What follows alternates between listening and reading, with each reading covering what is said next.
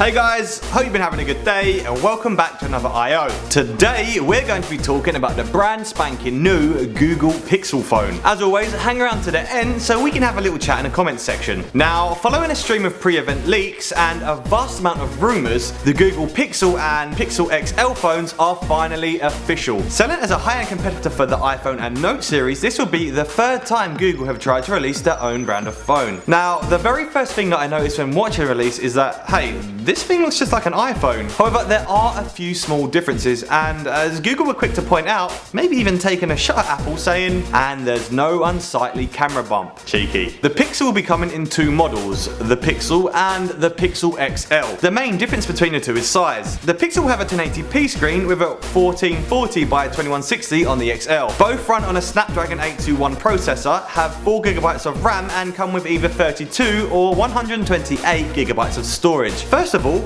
amen to the extra storage. I accidentally bought a 16GB iPhone 6 and have been regretting it every day since. All I seem to do nowadays is delete stuff off of my phone to make space for new stuff. Don't worry Apple, I'll just delete meaningful photos of my family and friends to make space. I definitely need that undeletable stocks app that I'm always using. The phone is actually built by HTC, but Google have made sure to take credit for the design process and every little detail. The models also come in three aptly named super creative colours. Really blue, very silver, and quite black. During the talk, Google focused on a few main topics that the Pixel will be bringing to us. First of all, the Pixel has a super dope camera with a 12 megapixel sensor and an f-stop of just 2.0, which is in fact better than the iPhone 6. It can take super sharp pictures very quickly. Secondly, the battery life. Normally, the biggest issue faced when buying a phone, you want to know how much of the day you're going to be spending charging the thing or running around with it dead in your bag. Well, the Pixel has apparently been built and designed with maximum battery life in mind. It's claimed that you can get 7 hours of charge in just 15 minutes. If that's true, then that is an absolute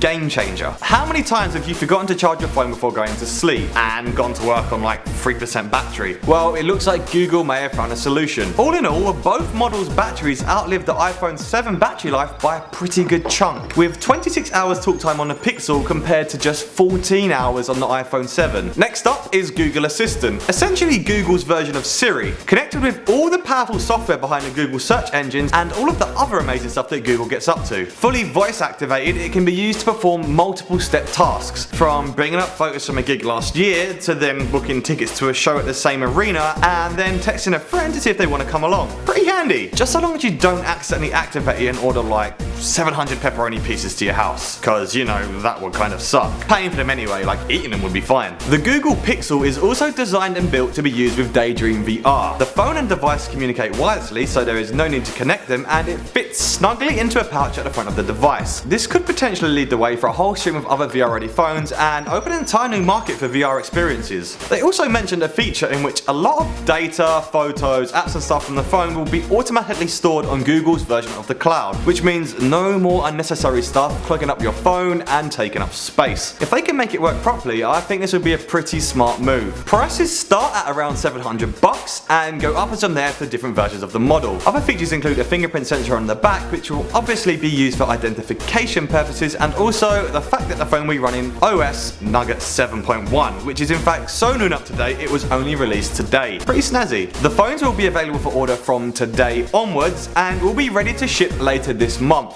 For once, I'm actually a little excited for the release of a new phone that isn't made by Apple. I really think Google could be onto something here.